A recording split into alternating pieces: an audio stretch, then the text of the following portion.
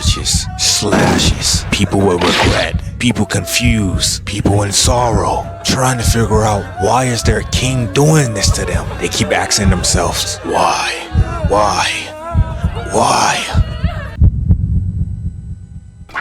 Alright y'all, so the last time we left off, Sabo ended up swapping places with Luffy. That way he could enter the Coliseum and get the devil fruit. And by no surprise, he ended up getting the devil fruit with no problem at all. Like, man's got straight to business. He didn't waste no time. After Sabo got the devil fruit, he took a bite out of it. And then immediately he used Fire Fist, completely destroying the arena. All of that is cool and all, but y'all cannot forget about the toys that got turned back into humans and animals. Don't worry, y'all found out later on in the video. But for now, we got to go over these backstories because y'all remember I told y'all I was going to go over Riku and Kyros backstories. And I'm not gonna lie, after rewatching their backstory, boy, it hit. It really did hit. I would go over Rebecca's too, but like, do I really want to? I don't. But without further ado, let's get into that. Alright, so boom, Kyros backstory start off with him being a 15-year-old boy in the slums fighting for his life. By the way, did I mention that he was 15 years old? Why is a 15-year-old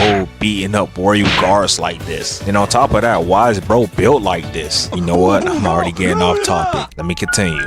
So the guards decided they was about to blow this man down until Riku was like, hold on y'all, chill. He started walking up to him slowly like he was all calm and good. Meanwhile, Kyros is over here filled with rage, ready to knock him down. And by no surprise, he did knock him down. By the way, this a king. And even after all of that, he told his guards to put their guns down. W King, bro. W King. Man, it's about peace. You gotta respect that. Riku was like, I heard you was in a fight with a bunch of thugs by yourself. But somehow you managed to beat them up and make them injured. And 2 of them was killed. You what?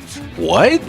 2 of them was killed? Nah, put this man away. You gotta lock this man up, bruh. That's probably how y'all thinking right now. But nah, bro had a reason why he did that. But the reason why he did that is because they ganged up on his best friend and they murdered him. Hey man, all I'ma say, he's a true homie, bro. He got back for his homie. And that's all that matters. So we over here thinking he's a crash out, but really he just sliding back for his homie like a real G. Gotta respect that. Even though he got this Vegeta ass tape line, you still gotta respect that. But yeah, that's the reason why he was supposedly crashing out, because he wanted to get his get back for his best friend. Which, hey, like I said, I feel him on that. Next, Riku was like, what are you, a beast? And Kyros responds by telling him, hey, you could call me whatever you want to call me, but listen, that friend was like a brother to me, and that's the only person I can trust. So once Kyros said all of that, Riku looks at him and he tells him, you know what, come with me, I got something for you, gang. So we fast forward, and Kyros, he's inside this Coliseum, the Coliseum that we all know that Luffy and all of them was fighting in and stuff. And you know, everybody in the crowd, they was just yelling, calling him a murderer, get him up out of here, he don't supposed to be here, he don't belong here, and all of that stuff. Y'all know how that goes. But not only that, they have my boy going up against a seasoned veteran that been doing this. But you think my boy Kyros cares about a seasoned veteran? Nope. So with that being said, this so-called seasoned veteran tries to attack Kyros, and Kyros hops out the way without even looking at him, one-shotting him while breaking his shield as well. And I want y'all to keep in mind, the weapon that they were using cannot cut anybody, so he did that with brute force, bro. This man is a monster. And on top of that, he's 15 years old, so like, bruh. Crazy enough, Kyros wanted dude to get back up just so he could fight him. Mans was out here crashing out. Riku was looking at the battle from the top and he was like, I see this as savagery, but in here, people see it as skill. Meaning, if you just want to beat up on everybody, you might as well just go to the Coliseum and people would look at it as skill. So it's a win-win for you. So after Kyros' match ended, he found himself in a cell. Of course, y'all know why he's in that cell, because he's a murderer. And the guard was telling Riku that Kyros kept calling for Riku all the time. Eventually, Riku finally pulls up, and when he shows up, Kyros was like, hey, if you want to kill me, bro, you could do that. You could shoot me, hang me, just get me out of the way, bro. Yeah, he's nuts. That guy might pass away soon. Riku was like, are you sure you want to die? Or is this just regret? Kyros was like, regret? Yeah, I was foolish to think that you will understand me. Just kill me right now. But Riku tells him, you know that fight that you was in? That wasn't no meaningless carnage or like a punishment or anything like that. That was actually a tradition that they do to discipline the mind and hone the spirit. Then he proceeds to tell him, I'm not gonna lie, I do believe you'll make a good gladiator. And Kyros was like, gladiator? And from this point on, Riku was like he have to win 100 matches. That's the only way how he'll be able to get his freedom back, no matter if it take years. So we cut 4 months later, Vince was out here just one-shotting everybody. Boom, that's 20 consecutive victories right there. Next, we cut to 50 consecutive victories right here. And boom, just like that, 100 consecutive victories with no problem at all. Although a lot of people was noticing his strength, that still didn't change the fact that they looked at him as a murderer. I beg your pardon? So even though he had his freedom, it wasn't nowhere he can go, which led him to go back into his cell because he felt like nobody cared about him and stuff. Turns out he's not a cold-blooded god that we thought he was. And the reason why I say that, because as you can see, he has feelings, because if he didn't care, he would have left the cell and not care about what nobody say. Even Riku was like, that's strange. You care about people's opinions all of a sudden? Next we got to Kyros training in the snow, and he was telling himself, I should have known. People only like beasts as long as they stay in a cage. And he was saying there's no place in this world where he belonged. So he was like, if that's what they want, I'ma fight and die like an animal. So with that being said, this man became a beast, bro. Like for real, he wasn't lying. When he defeated this person right here, this was his 200th victory. I actually got you in a farm right now, nigga. That is crazy. Next, he one-shotted somebody again, which is time skipping to his 300th victory. And by the time we get that last time skip with him being in the Coliseum for 4 years, he finally made it to 1K victories, bro. And look at the crowd, bro. Look at the crowd. They over here glazing this man now. Y'all wasn't like that before, though. That is crazy, bro. He couldn't even sleep at night because every time he look at his hands, all he see is blood of the people that he killed. The next day after, Riku walks up to him, and as he tried to say something to him, he was like, bro, go away, bro. I'm a beast. I'm a murderer. And I ain't gonna lie, kind of feel bad for bro. And the reason why I kind of feel bad for bro, because low-key, I feel like it's not his fault. Like, all he was trying to do is spin back for his bro. Shut your Bro was moving like him to crash out. You know what's crazy what they both got in common? You know who this motherfucker look like, low-key? Look! We cut to both Kyros and Riku squabbling it out in the Coliseum. Nobody knew that was King Riku. Even Kyros didn't recognize him at first until he realized that he seen him, and then he let his guard down, causing Kyros to get his helmet knocked off. After that, Riku hit that nigga with a spin move. I said spin move. And then knocks him down. And not only that, that win caused him to have 3K victories under his belt. But anyways, the whole reason why Riku was there to even challenge him is to show Kyros that he's no beast, because as soon as he seen Riku, he let his guard down. After that, he tells Kyros he punished himself long enough. He been in his hellhole for 9 years, bro. That's nearly a decade of his life.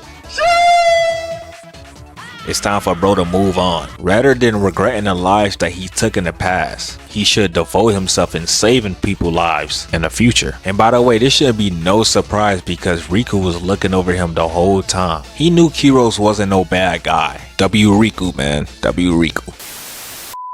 My boy Kyros became a commander of King Riku army, bro. 25 years old. Yes, sir. My boy moving up in life for real. Man's even had the females out there, but you know he gotta keep it calm and act like he don't see them for real. Next after that, we finally get the introduction of Scarlet, which is Rebecca's mom. And at this time, she was 15 years old. I didn't peep that. I'm not gonna lie until just now. Kyros, you got some explaining to do, but for now, let's keep on going. Violet, this was her when she was 10 years old. Scarlet was talking about something. You a killer, you don't supposed to be here. And everybody else was trying to tell her to stop. His job was to protect her, but you know how she was acting. Next after that, we cut to Scarlet getting captured by pirates. Next thing you know, Kyros came out of nowhere and started slicing and dicing. Mans didn't waste no time at all. Men's out here tearing up their ship with just raw power, bruh. But anyways, she ended up hugging this man, and y'all already know what's going on from that point on. They both started falling in love with each other. She started making food for him and all, wanted to sit close next to him and everything, bruh. Bro, it got to the point that this man was like he wanted to resign from being a bodyguard, bro. And it's all because he fell in love with a 15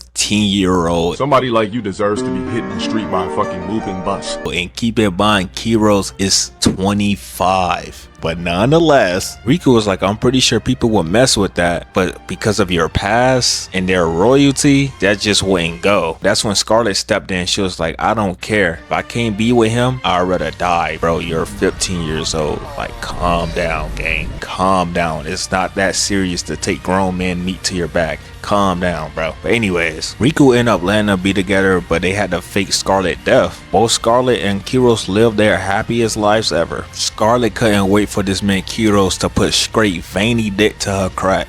Maybe that's too out of pocket. I mean, y'all know I ain't lying. That's how Rebecca was born. Hell, that's how we all was born. It had to happen. But anyways, back to the topic at hand. Scarlet was telling Kyros to hold Rebecca, but Kyros was like, nah, bro, I can't touch her, bro. These hands are too tainted. But bro was not saying all of that when he was laying the smackdown on Scarlet. So they was having their little family time and all that, yada, yada, yada. And as you can see, Rebecca, she grew a little bit. So that means it was another time skip. Kyros was like, he never thought he'll have a happy life like this filled with love, but unfortunately that joy he felt was all too brief. Next thing you know, the kingdom was engulfed in flames. And how all of this happened, you're about to find out right now. It's when all of the dark stuff begins, bro. It's sad. So the tragedy begins with Doflamingo swooping down into Riku's window at night, and Riku wakes up immediately, noticing a YN just chilling by his window, telling him not to call for help or things might get ugly. Spoken like a true YN. Riku decides to ask this YN, what do he want? And the YN proceeds to tell him his name, Don Quixote Doflamingo.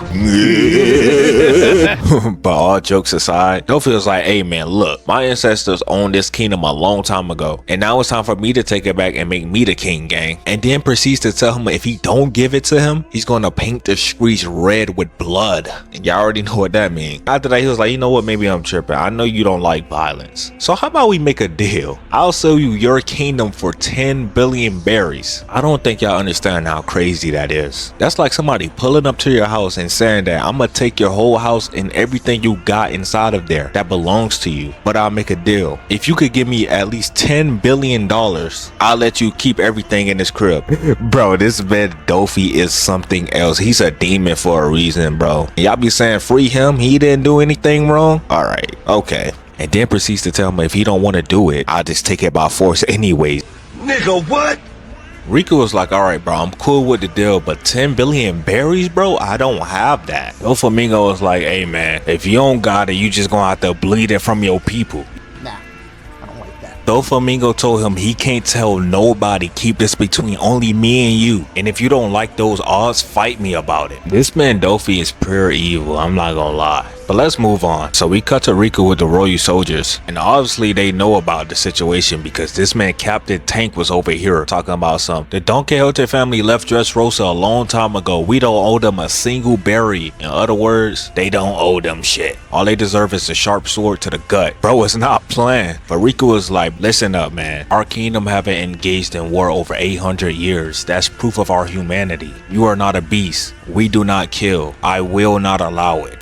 I understand how you feel, but this kingdom gotta value the lives of the citizens, and I know you feel the same way deep down. And by the looks on his face, you can tell that's true. After that, Tank was like, you know what, bruh, you right. Riku tells them to split up and start collecting the berries because every berry counts. The guards end up making their way into the towns. They was asking for the berries, and at first, the people, they wasn't really sure. They was like, bro, what is going on? Like, this sound weird. Then it got to a point where Riku, he put himself on a big screen and he was begging them, telling them, I know this might seem sudden, but I need to borrow y'all money and I need it now. Why that remind me of that one commercial when they be like, it's my money and I need it now. What y'all know about that? But yeah, it really got to the point that this man got on his knees and bowed his head begging them for their berries while also not being able to give them a reason because y'all know that's what he told him, don't tell nobody. So of course they had to go off trust. And keep in mind, with him doing all of this is supposed to make him look bad as a king, but he didn't care about none of that because he trusted trust his citizens and he know that they are good people. Once they knew that nothing was fishy going on and they knew that bro was being genuinely honest with them, they didn't think twice about giving their money away. They was happy to give their money away, bro. That just shows you how good of a king Riku really is. And now that y'all know all of this, what's about to happen is really about to hurt, bro. After Riku was released from his stress from not getting the money from his people, a screen just came down and hit him. And the next time we see Riku, he's on a horse going to a different part of the town. Now I want y'all to keep in mind that that big screen is still on him. So that means everybody is about to see what's going to go down. And trust me,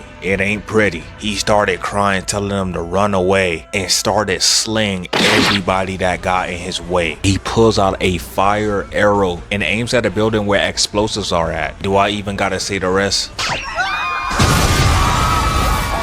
Everybody was trying to figure out why is he doing this. We just gave him money and everything. But sadly, they didn't know the whole time this man was getting controlled by Doflamingo. He was slaying his guards, he was slaying men, he was slaying women. This man did this with one swing. That is crazy. As Tank just watches his king on a big screen, slaying down his own people in cold blood, one after another. And all you can hear is just slashes. People with regret. People confused, people in sorrow, trying to figure out why is their king doing this to them. They keep asking themselves, why? Whole time Doflamingo over here just chilling in the back, just controlling this man like a puppet. But if y'all thought that was bad, it get even worse, because not only did he control King Riku, he decided to control the royal guards as well. And do I really have to go over what he made them do as well? Look at Tank, he was over here crying, bawling his eyes out in the midst of getting controlled by Dofi. That's just cruel, bro. This man is cruel as hell. Next thing you know, he made Tank and the other royal guards just keep on slashing these innocent people. To keep it short and simple, Doflamingo's plan was to have everybody tremble in fear to the point that they feel like they have nothing left and they hate Riku with the bottom of their heart. I'm not gonna lie, just this alone makes Doflamingo like the most craziest villain in One Piece, bro. Honestly, crazy is not even a word for this. Now that y'all know his plans, it's no point in even dragging this out anymore. After everybody came to the realization that it's no hope for them and they just want somebody to save them at this point, and actually started hating Riku with the bottom of their heart like Dofi actually said they would. By the way, I forgot to mention that this man Riku, he was in agonizing pain, man. At this point, he just wanted somebody to kill him. He's literally slaying his own people and he can't do anything about it. It's like a living hell to him. So hey man, I'll be the same way. Anywho, that's when Doflamingo and his men came through and quote unquote saved the day, kicking these 3 royal guards out the way before they got the chance of slaying this man.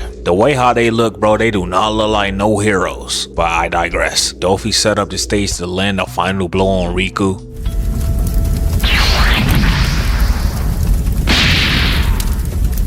And once he did, he made him and everybody else with him a hero and declared that he'll be the new king and ruler over Dressrosa. And everybody just started cheering his name and everything. Y'all know how that goes. Meanwhile, the other part of the Don Quixote family was taking over the capital. The reason why they was able to get in so easily is because of Monet, the so-called servant, but she was really a part of the Don Quixote family as well. But we can't forget about Kyros. He's seen this as well. Kyros couldn't take it anymore, so he tells Scarlet and Rebecca, I'm finna go down there and see what's going on. And he tells them if it get too dangerous, go to the red flower field. After he said that, he went down there rushing towards the palace. And once he makes his way there, 2 of the big doors open up very slowly.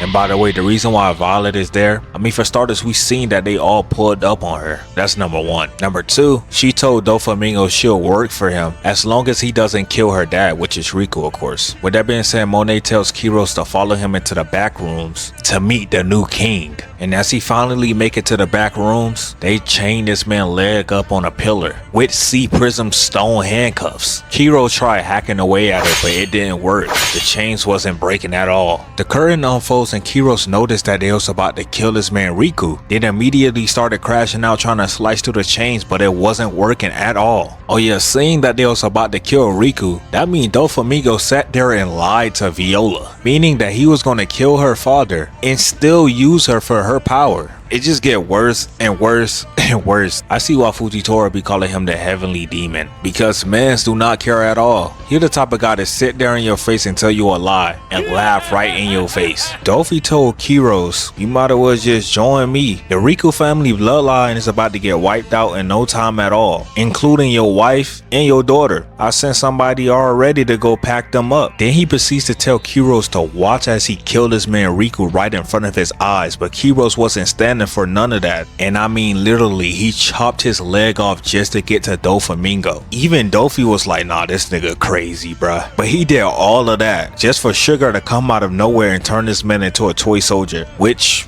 this is how he got turned into a toy soldier. But regardless, he was still fast enough to save Riku. But even though he saved Riku, Riku didn't remember who he was because he got turned to a toy. And how sugar power work, once you get turned into a toy, everybody forget who you are, including your loved ones. Even as a toy soldier, he was standing on business trying to protect his loved ones. But even that wasn't enough, because after 2 days later, Scarlet came walking through and she ended up getting shot right in front of him.